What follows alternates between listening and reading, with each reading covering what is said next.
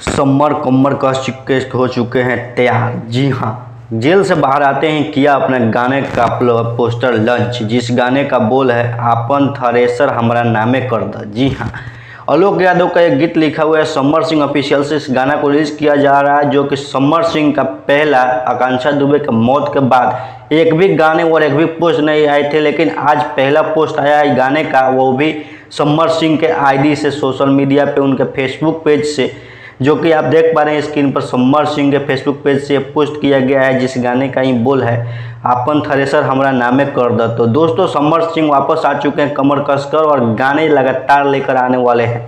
आलोक यादव ने इस गाने को लिखा है, समर सिंह ऑफिशियल पर कविता यादव साथ में गाई हुई है। पता नहीं ये पहले का गाना है या आने के बाद शूटिंग किया गया, कोई खबर नहीं, लेकिन समर सिंह ने ऐलान कर दिया है अब लगातार धमाका होने वाले हैं।